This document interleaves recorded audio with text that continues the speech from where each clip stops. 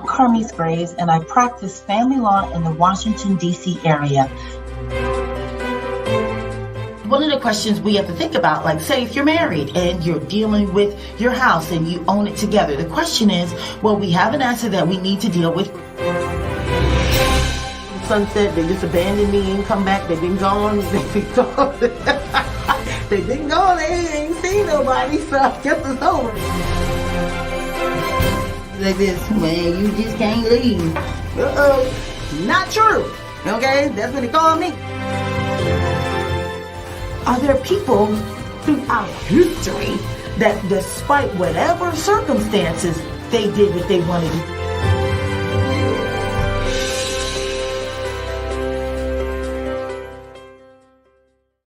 I'm back. Well, welcome to my channel. Welcome to my show. I'm attorney Carmise T. Graves. Happy New Year 2023. I had to do this video over, but that's okay.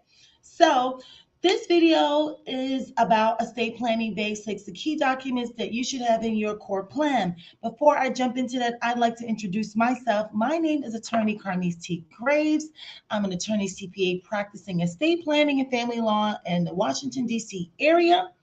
And while this video will be shared from time to time in the future to come, it is the week of January 15th, and it is the Founders Day of my illustrious organization. So I would love to extend a happy Founders Day to all of the women of Alpha Kappa Alpha Sorority Incorporated. Thank you so much. And one of our key initiatives is legacy gifting. So this is right on target. This is one of our initiatives because we really care about future generations. And you have to have a living legacy, a long-lasting legacy into perpetuity, which is the goal of your lineage, is to last long, long into the future. And it's going to be incumbent upon us today to do that planning for our future descendants. And how I started the last video that I did just a few minutes ago, but that's fine, is kind of the mindset behind it. And it just really comes from watching families and dynasties and seeing how, royal families. I was talking about the Game of Thrones a few moments ago back in the day when I used to watch it, and looking at how these dynasties really go down the line and thinking not just about their immediate family, but their lineage. They're thinking about their lineage, about their great grandchildren that they will never meet, and what they can do to really shore up future generations and have them start not behind the line. We hear a lot about that in our community, that there's wealth gaps, and that namely comes from, when you look and you unpack that, is a lot of that comes from inheritance. What are our children going to be starting with as an inheritance, whether it be funds for education, whether it be real property, an ability to clear their debt? Estate planning is really fun, and I feel that it's something that we are beginning to turn our attention to more and more as we develop and advance and achieve greater heights as a community. So I'm happy that that's where we are, and a lot of people are seeking information. So I figured I'd put together this quick video so you don't have to pay for a consultation just to get the basics. We can spend some time really doing a deeper dive and spending that time more wisely, thinking about what your true goals are for your family and descendants to come. Okay, so I'm going to go over it pretty quickly so I can keep the video to a reasonable amount of time, because I know we're all really busy, and I know that estate planning is something that you have resolved to do in 2023. No guilt, but we'll just keep working on it, because I have plenty to do. Even though I'm an estate planning attorney, I still have plenty to do for myself and my family. I'm an entrepreneur. I'm quite busy, so I understand. So just absorb this information, educate yourself, and motivate yourself to take action. And when you're ready, I will be there to support you. Okay, so let's go through it. So I'm going to name this the Core Plus 4. But there is a bonus document that I'll talk about at the end that I need to include in estate planning, but it wasn't a part of my catchy phrase. So anyway, The first set of documents that I delineate as the core, those are the documents that you commonly think about in estate planning. Those would be your last will and testament, or that thing that we'll get into in another video is, what is this revocable living trust item? I hear there's a trust. That's a step up, right? That's a last will and testament upgrade. Yes, it is. It's a superpowered last will and testament endowed with powers to have trustees go off and take care of your affairs and not need to involve the courts. That's in a nutshell what it does. Okay.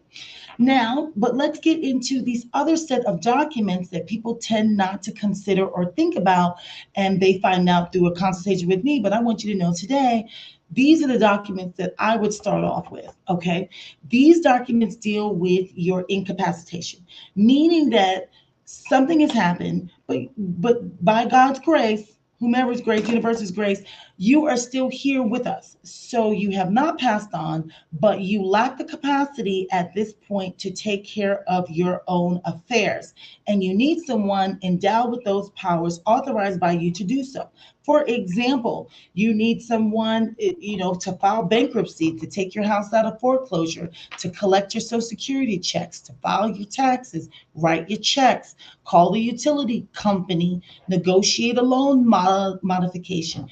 Anything that you need, that you're endowed to do on your behalf, and it's limited to you. If you needed someone else to do that, they're going to need this key document called the durable power of attorney. Okay. Durable power of attorney document, really important.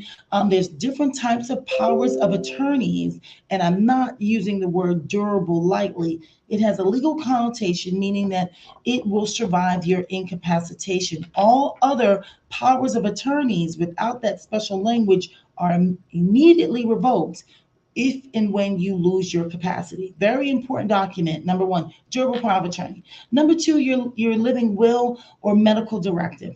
This is a document a lot of people tend to think about if you're going into the hospital, because a lot of medical institutions will have you complete one because they may want you to have thought about it and it not be a mystery if you're going through a major surgery, how they should proceed. So a medical directive, those end of life decisions, I tell people that's really important because you don't know if hopefully you and anyone taking care of you have the same values, beliefs, and philosophies. But if they don't, you're going to want to make sure that your voice is the one that everyone's listening to. There's been instances where, I tell a story I know of a person who had a guardian who did not believe in any like modern medicine or whatever. And the person was declining in health and in excruciating pain. Excruciating pain. And that guardian would not approve of medications to relieve pain. Now, I'm sure in that instance, most people, I have not run across anybody that I've ever done these documents for that have not elected to have everybody do whatever they need to do to make sure they relieve the pain and suffering. And then you could decide if you want to get jazzy and do every new scientific study under the sun, or whether you want to decline naturally with it, and make sure that you're comfortable doing so, so natural until it starts to hurt and then numb me up, you know what I'm saying? And then after that, we can go ahead and, so these are decisions, and people are grieving, especially if you're at the end of life. It could be really difficult to lay that burden on your next of kin that definitely just wants you to stay with them as long as possible, and they're dealing with their attachment issues. So, and it's just a part of grief. So you're going to want to have your voice to that document highly important, right? Because this is a decision that you're making when you're still with us. So the last will and testament and those other documents are not operative. Okay. So then we move on to the HIPAA release form. This is a document that doesn't sound like it's a big deal, but when people throw around the term HIPAA violations, they shouldn't be telling my medical business, or, my medical information is private. It's protected by this federal law statute, and it prohibits, public disclosure or unauthorized disclosure.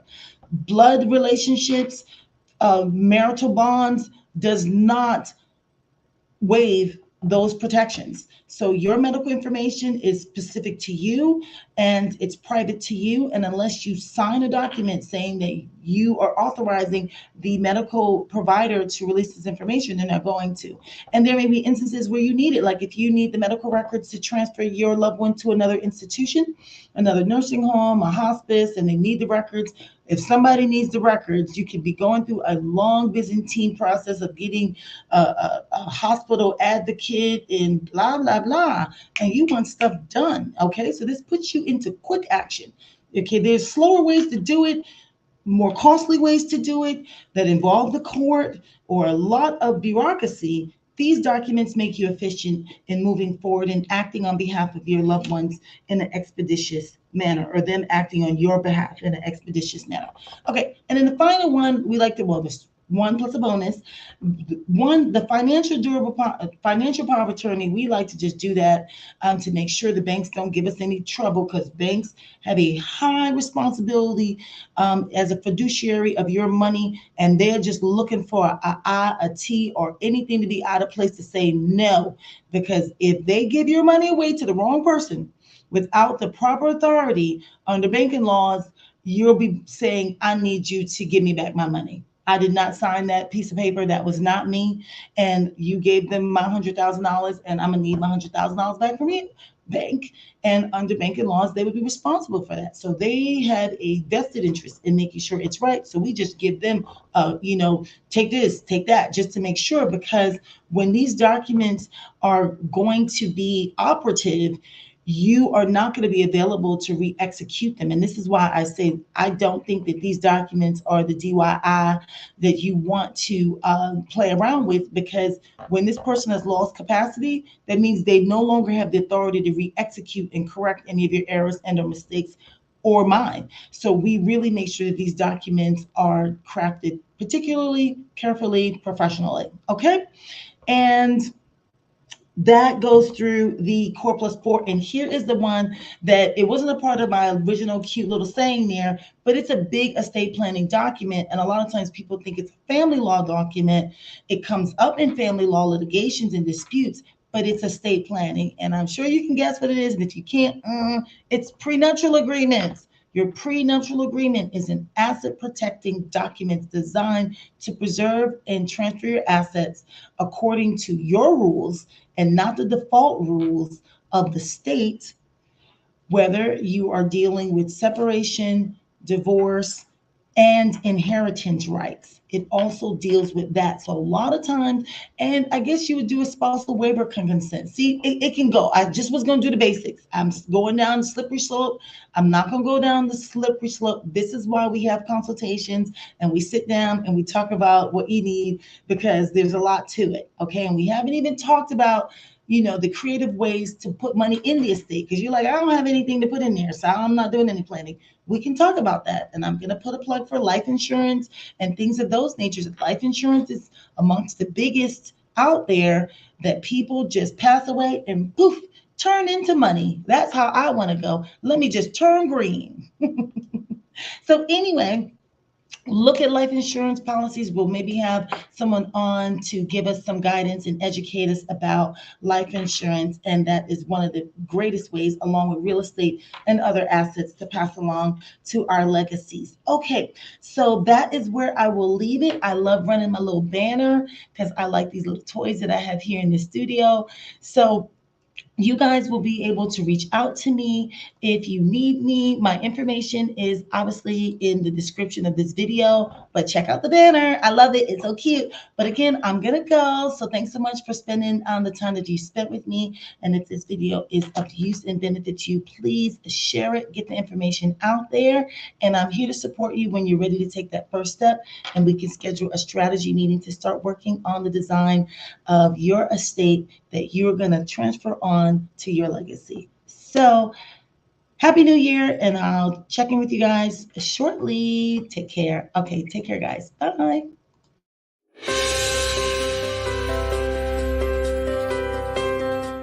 I'm Carmise Graves, and I practice family law in the Washington, D.C. area.